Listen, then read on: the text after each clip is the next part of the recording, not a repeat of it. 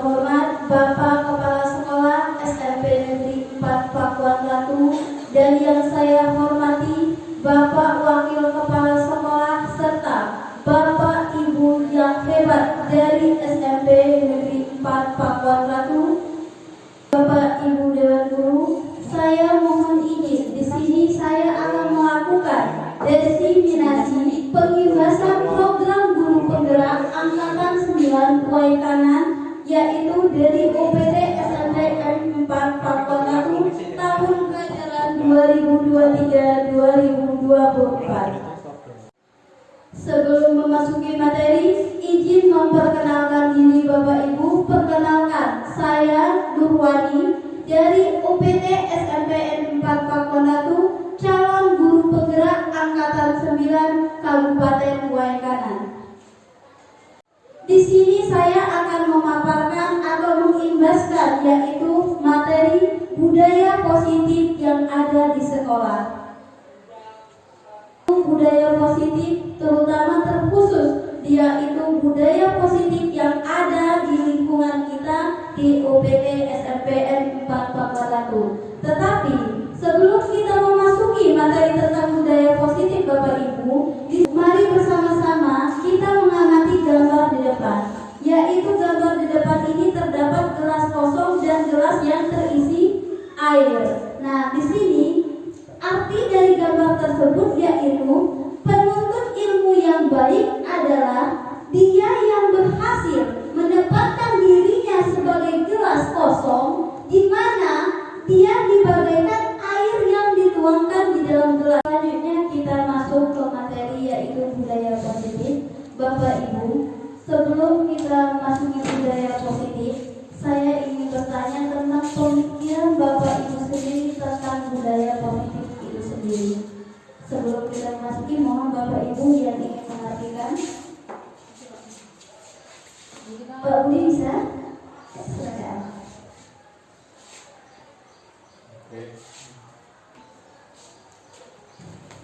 Terima kasih. Jadi mungkin pendapat saya budaya positif itu adalah pembiasaan baik yang dilakukan pada satuan pendidikan. Itu saja. Ya, terima kasih Pak Budi. Ya, Bu Maya bisa menyampaikan pendapatnya tentang budaya positif? Ya, silakan Bu Maya. Terima kasih. Menurut saya budaya positif itu kebiasaan baik yang dilakukan selalu rutin berulang-ulang terus-menerus. Oke, terima kasih. Baik, kita kasih aplaus untuk Pak Budi dan Bu Maya. Baiklah, sebelum kita memasuki budaya positif, tadi sudah ada dua dewan guru yang mewakili tentang pemikiran-pemikiran apa sih budaya positif itu. Nah, di sini Bapak Ibu, saya akan menjelaskan budaya positif. Budaya positif itu sendiri adalah nilai-nilai keyakinan yang ada ataupun kebiasaan-kebiasaan yang berpihak pada murid, agar murid dapat berkembang menjadi pribadi yang kritis, penuh hormat, dan bertanggung jawab. Itulah tentang budaya positif itu sendiri. Selanjutnya, sekolah adalah institusi pendidikan yang menjadi wadah untuk mengembangkan peserta didik atau akademik, bakat, minat, dan perilaku dan budi pekerti. Membangun budaya positif pada lingkungan sekolah itu sangat penting Bapak Ibu untuk dilakukan, yaitu untuk membangun motivasi intrinsik dan karakter. Nah, dari yang saya sampaikan tadi Bapak Ibu, gimana? Budaya positif itu penting nggak Bapak Ibu? Sangat penting. Baiklah. Seterusnya, sebelum kita lanjut ke slide selanjutnya, Bapak Ibu tahu pastikan Bapak pendidikan kita itu siapa? Ki Hajar Dewantara. Oke, Bapak Ki Hajar Dewantara. Nah, di sini ada gambar Bapak Ki Hajar Dewantara Bapak Ibu, yang dimana dia menyebutkan yaitu dasar pendidikan menurut Ki Hajar Dewantara, yaitu pendidik itu sebaiknya apa Bapak Ibu? Menuntun, bukan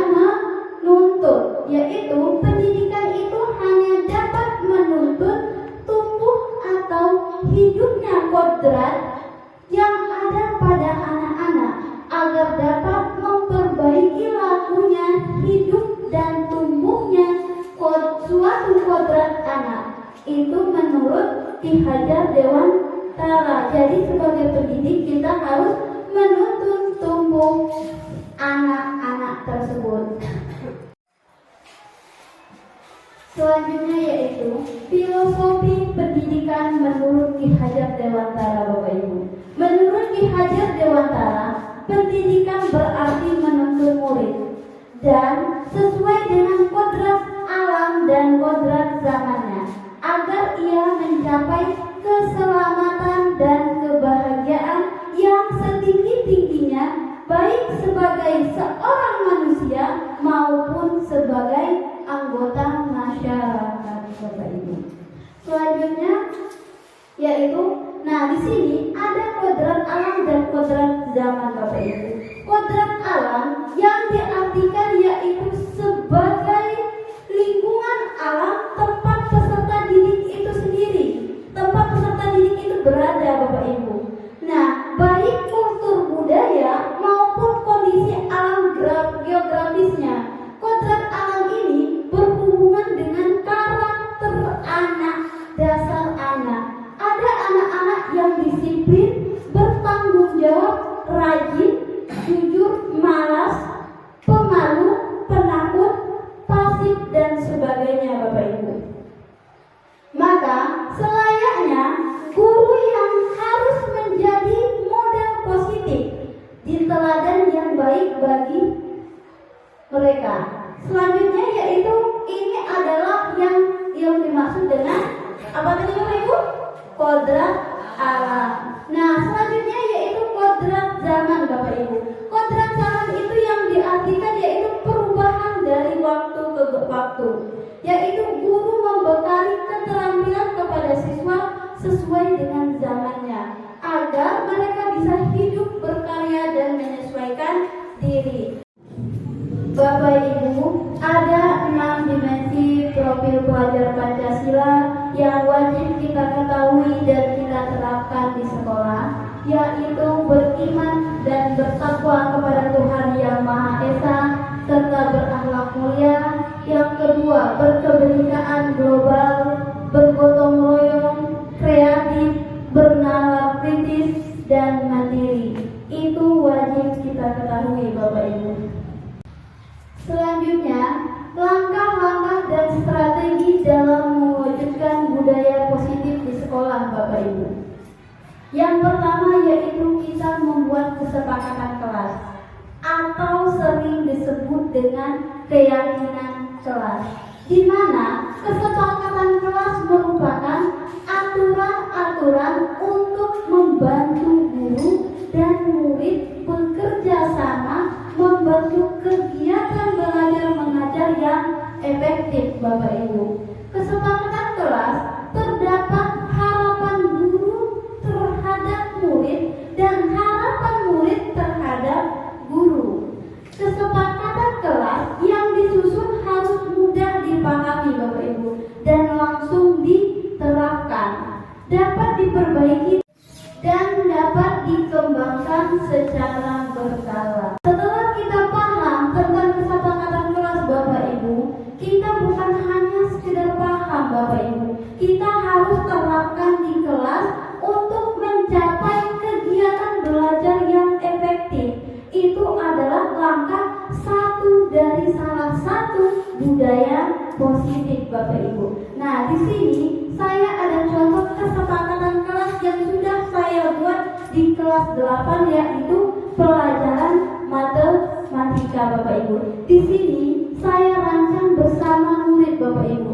Bukan sekedar saya sendiri yang membuat, tetapi ini adalah kesepakatan saya antara murid yang harus sama-sama kami jalankan.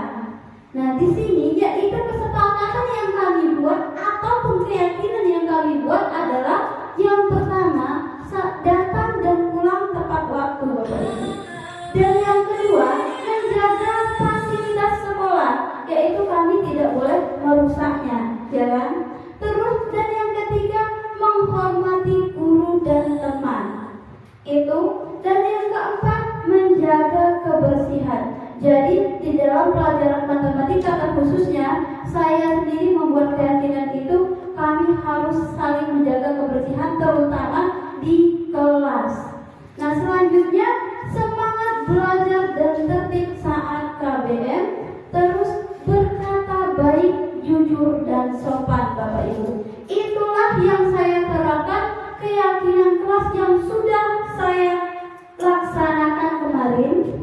Dan di sini Bapak Ibu ada contoh-contoh kesepakatan kelas yang dibuat oleh guru-guru teman-teman saya yang lain yang bisa kita ATM.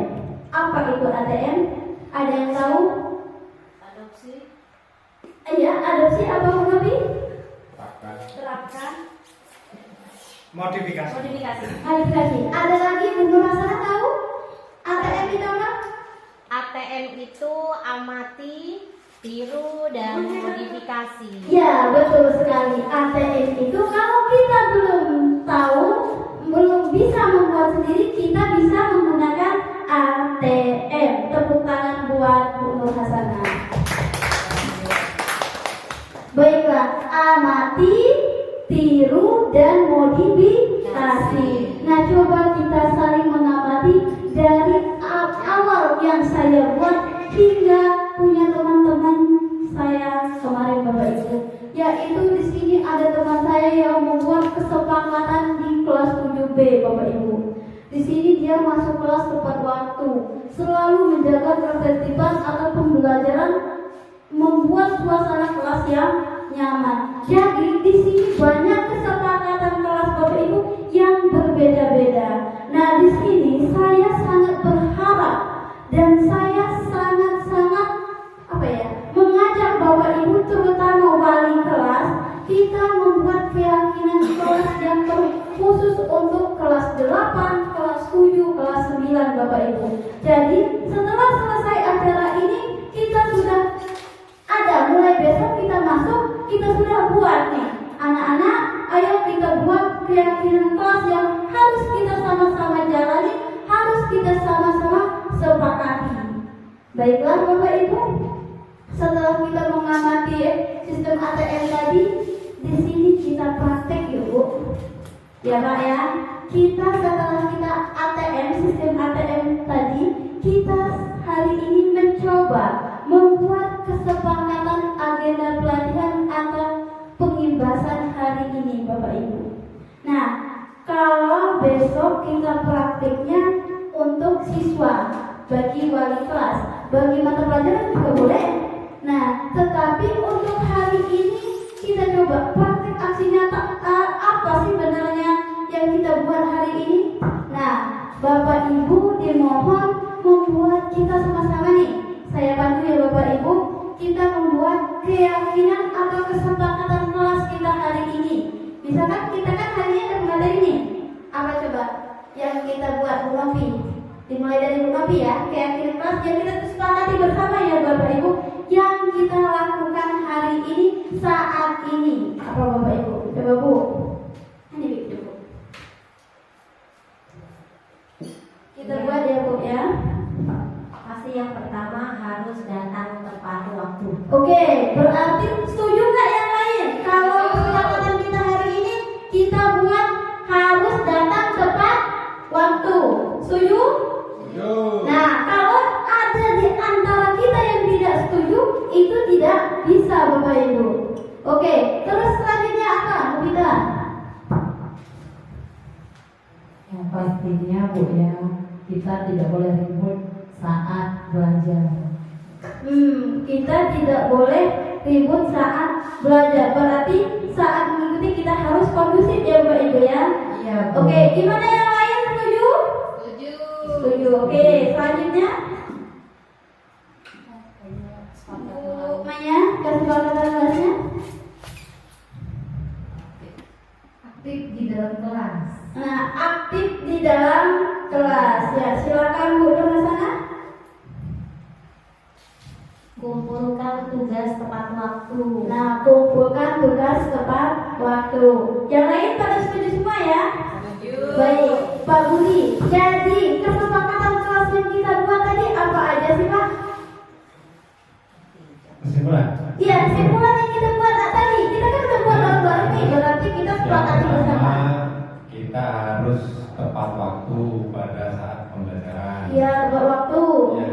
kedua, kita harus tidak ribut, artinya kondusif dalam pembelajaran. Kondusif, ya. Selanjutnya. Ya, kita harus aktif, proaktif dalam kegiatan proses pembelajaran. Oke, terus selanjutnya Pak. Selanjutnya, kita harus mengubah Posisi kontrol guru yang pertama yaitu penghukum, terus pembuat orang merasa bersalah, selanjutnya sebagai teman, dan selanjutnya sebagai pemantau atau monitor Bapak Ibu. Dan yang terakhir adalah manajer.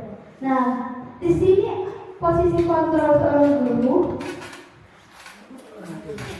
ada banyak posisi kontrol tadi saya buat di dalam tabel, yaitu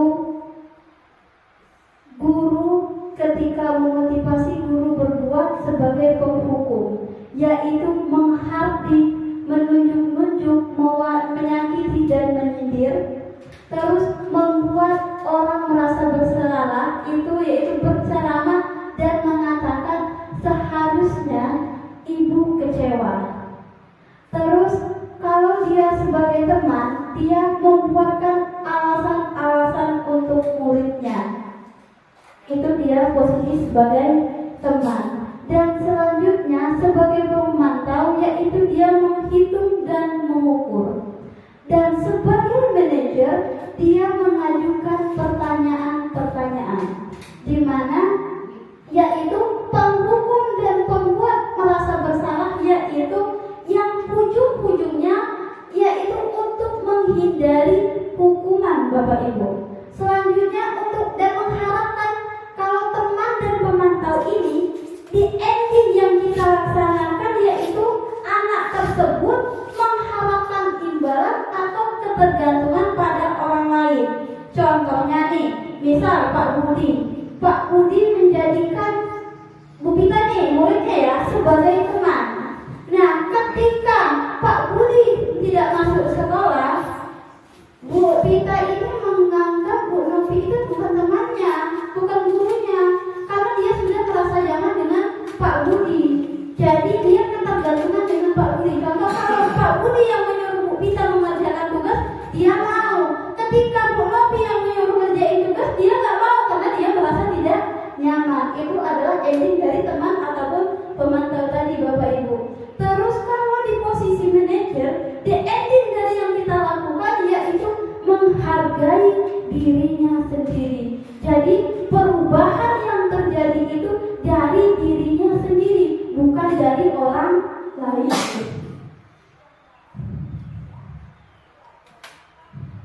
Nah, di sini terdapat hasil Bapak Ibu.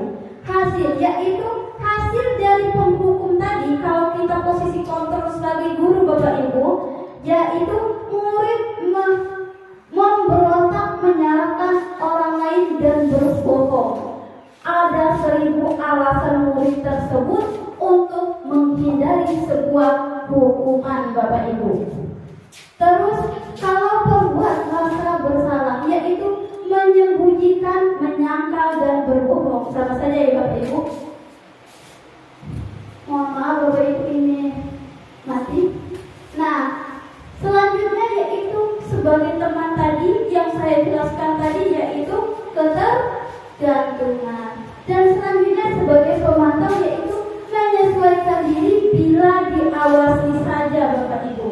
Kalau tidak diawasi, ya balik lagi ke asal muasalnya tidak baik tadi Bapak Ibu. Nah, tetapi kalau kita menerapkan sistem manajer, yaitu menguatkan pribadi anak tersebut Bapak Ibu. Baiklah, dari sini ada Bapak Ibu yang ingin bertanya? Silakan Pak. Sebenarnya yang mau saya tanyakan bukan pada posisi kontrol, Ya Pak. tapi pada kesepakatan kelas tadi, bila mana apakah kesepakatan kelas itu dibuat pada setiap materi pembelajaran atau boleh dibuat di awal ajarannya atau di awal pembelajaran pertemuan awal. Begitu. Baiklah, izin menyampaikan Bapak. Di sini kesepakatan kelas itu bisa kita buat di awal kita mulai mengajar, mulai efektif belajar. Kita buat sebelum kita masuk ke ruangan. Misalkan pertama awal semester nih, kita masuk Pak. Kita masuk, kita buat keyakinan kelas sama anak-anak. Nah, sebelum kita mempelajari materi-materi selanjutnya, kita buat kesepakatan kelas terlebih dahulu nih. Biar kondusif, biar efektif cara pembelajaran kita. Kalau kita buat di pertengahan Bapak Ibu, mungkin yang di belakang ini gimana? Tetapi kalau sudah kita nggak usah belajar nih, bikin keyakinan kelas, udah kadung bahasanya kan, udah terlanjur kita di pertengahan, bisa tidak apa-apa Pak, demi untuk menerapkan budaya positif di sekolah kita. Ya. Oke, terima kasih Pak Budi. Untuk yang lain Bapak Ibu ada yang bertanya? Cukup. Baik, kita lanjut di posisi kontrol seorang guru tadi. Nah, di sini saya akan menjelaskan lebih detail lagi tentang penghukum. Di sini ada seorang penghukum bisa menggunakan hukuman fisik maupun verbal. Orang-orang yang menjalankan posisi penghukum senantiasa mengatakan bahwa sekolah memerlukan sistem atau alat yang lebih menekan murid-murid lebih dalam lagi. Guru-guru yang menerapkan posisi penghukuman berkata, patuhi aturan saya atau awas. Sering ya Bapak Ibu ya, terutama saya pribadi itu dulu sering kayak gitu. Terus kamu selalu salah-salah, tahu kamu berbuat salah begini.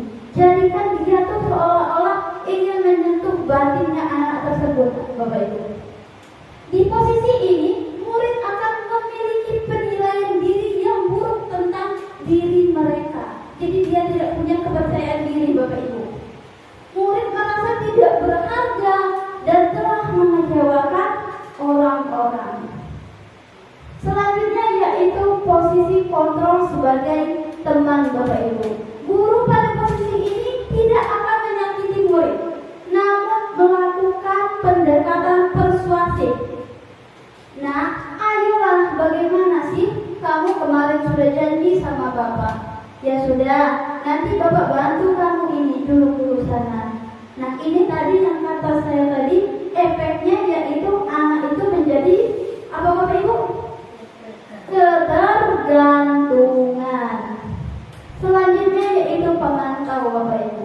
Pemantau yaitu berarti mengawasi. Dengan posisi pemantau kita menggunakan aturan dan konsekuensi Bapak Ibu.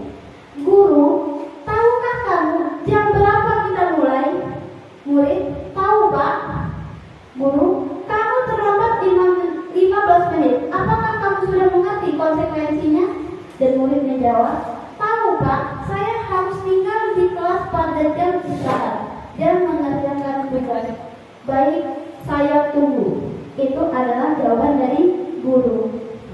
Nah, di sini menurut Bapak Ibu, dengan ucapan percakapan dari siswa dan murid ini, apa yang murid rasakan Bapak Ibu?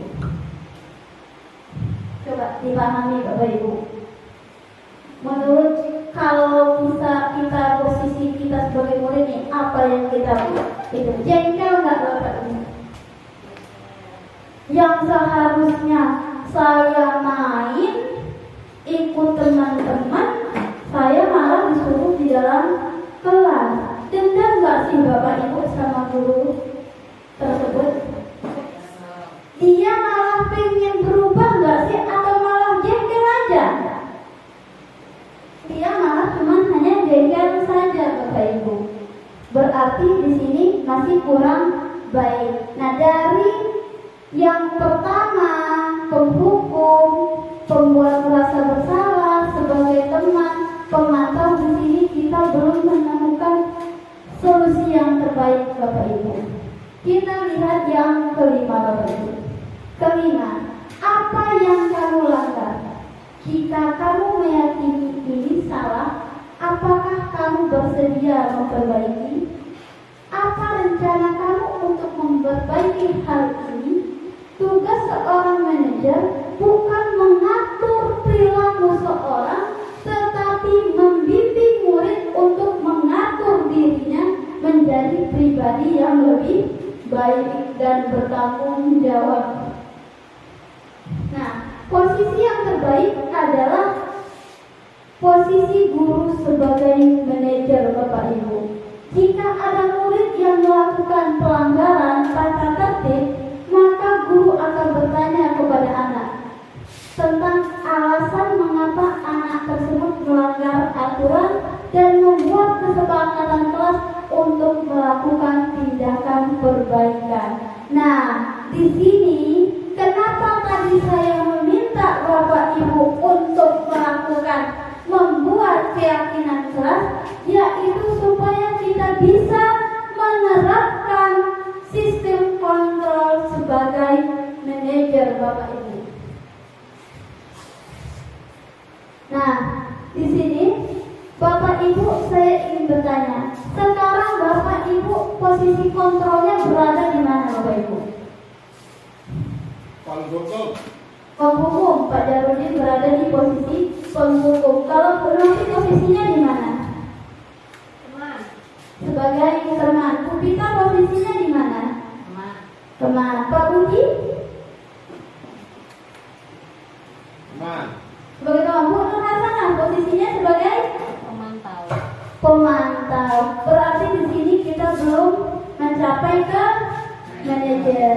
Mulai besok Bapak Ibu kita berusaha, kita belajar, posisikan diri kita sebagai guru, yaitu sebagai manajer. Manajer itu apa sih? Apa cuma menunjuk-nunjuk? Manajer itu, nah manajer tadi kan sudah jelas Bapak Ibu. Kita yaitu mencari informasi terlebih dahulu dari anak tersebut, terus kita mencari alasannya, kita memberikan solusi permasalahannya, tetapi dari diri murid tersebut itu sendiri, Bapak Ibu. Jadi contoh nih Bapak Ibu, di dalam manajer ini, misalkan Bu Novi telat nih, saya tanyakan dulu sama Bu Novi, Bu, kenapa Ibu telat? Oh, kata Bu Novi, saya baru kesiangan, Bu. Lah kenapa? Karena semalam saya nonton TV, saya main HP kemalaman, jadi saya tidak bisa bangun pagi-pagi. Nah, sebagai seorang guru ini Bapak Ibu ya, kita tanyakan dulu. Nah, kalau begitu, apakah kalau kamu bangun kesiangan terus kamu jam 7 baru bangun, kira-kira telat enggak? Telat. Nah, solusi apa biar kamu bisa bangun pagi terus tidak telat sekolah? Lebih awal, mengurangi main HP. Itu adalah solusi yang datang dari anak tersebut. Bukan kita yang membuat solusi, tetapi kita pancing di mana anak tersebut dia dapat solusinya sendiri dan bisa dia terapkan sendiri, Bapak Ibu. Baiklah, dari 5 posisi kontrol yang kita pelajari, yang insya Allah mulai besok kita sudah bisa menerapkan, yaitu posisi kontrol sebagai guru, yaitu manajer. Ada yang Bapak Ibu tanyakan? Cukup.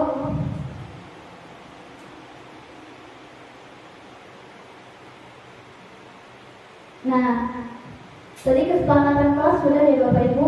Terus yang ketiga, memberikan pembelajaran di kelas yang inovatif dan bermakna. Pembelajaran di kelas yang bermakna dan inovatif akan membuat peserta didik semakin bersemangat dan memotivasi dirinya semakin meningkat. Nah Bapak Ibu, sekarang saya mengajak Bapak Ibu untuk merefleksikan diri. Sebagai apa guru Bapak Ibu saat ini? Anda guru seperti apa? Di sini, si guru killer, yaitu disegani murid sering kasih kuis mendadak, terus tegas dan disiplin. Terus atau si guru pendongeng, yaitu semua murid selalu antusias dengan ceritanya, sering berbagi-bagi pengalaman berharga dari masa mudanya, terus suka cerita di kelas. Selanjutnya ada si guru harmonis, yaitu selalu buat murid ketawa, santai dan friendly dengan murid, terus suasana kelas yang nggak pernah bosenin. Terus si guru yang kreatif, selalu punya ide, sering main game sambil belajar, terus cara mengajarnya paling disukai murid. Bapak Ibu kira-kira masuk di guru apa ini Bapak Ibu? Apakah guru harmonis, guru pendongeng, atau malah justru guru yang killer? Bahasa sekarang itu guru killer ya Bapak Ibu. Guru killer itu termasuk di guru yang posisi kontrol paling hukum ya Bapak Ibu ya.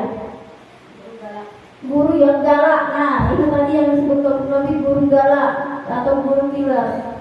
Nah, kira-kira Bapak Ibu di posisi mana? Bu Nur Hasana di posisi guru yang apa Bu Nur? Killer. Nah, Bu Nur Hasana ini dinilai oleh teman sejawatnya sendiri ya. Ternyata Bu Nur Hasana dinilai oleh Bu Novi yaitu guru yang paling killer, luar biasa. Terus kalau Bu Maya ini posisi guru sebagai guru apa ini Bu? Apa guru yang kreatif? Gimana Bu? Pak Ludi menilai Bu Maya? Yuk kita saling menilai diri.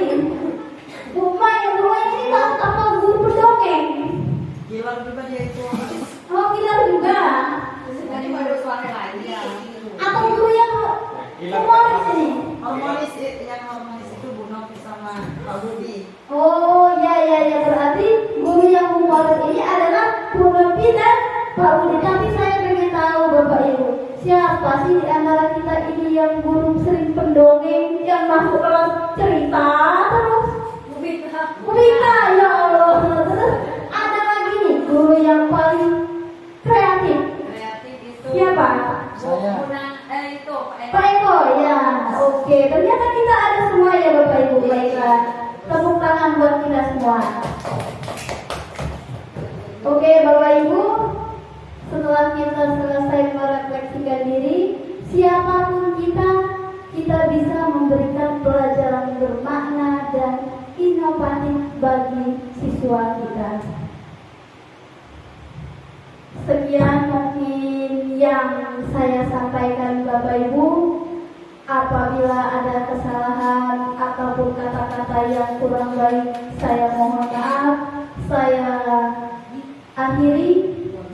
Wabillahi taufiq wal hidayah. Wassalamualaikum warahmatullahi wabarakatuh. Waalaikumsalam warahmatullahi wabarakatuh. Sekian dan terima kasih. Salam dan bahagia. salah.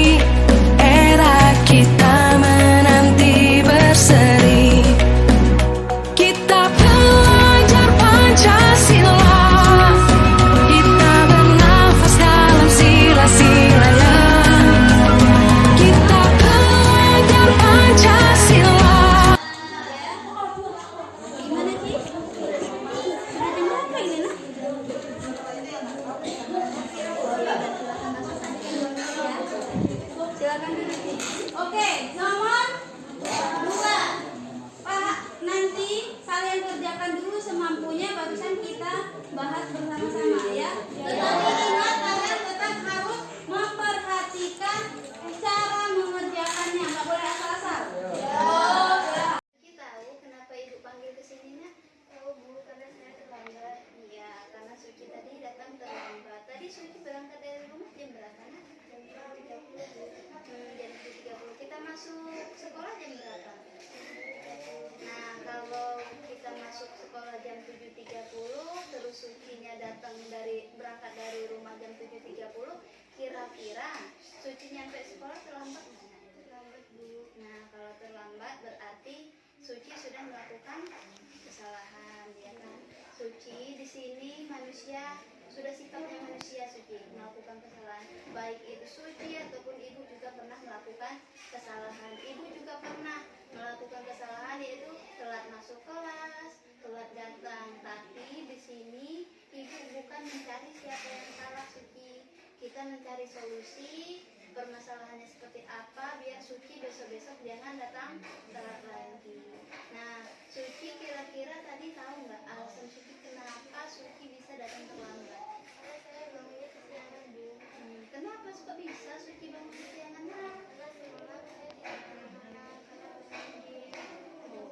Berarti Suci bangun kesiangan sampai lupa di waktu, akhirnya paginya telat sekolah. Nah, kira-kira nih, kalau Suci datang terlambat, itu sudah memenuhi keyakinan kelas kita nggak, Nak?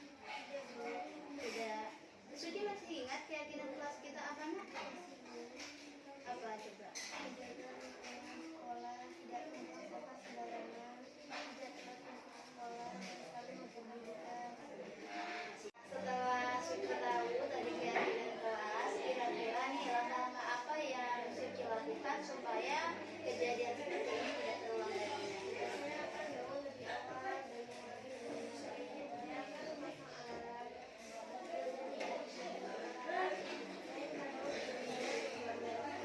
nah, itu yang dilakukan kapan?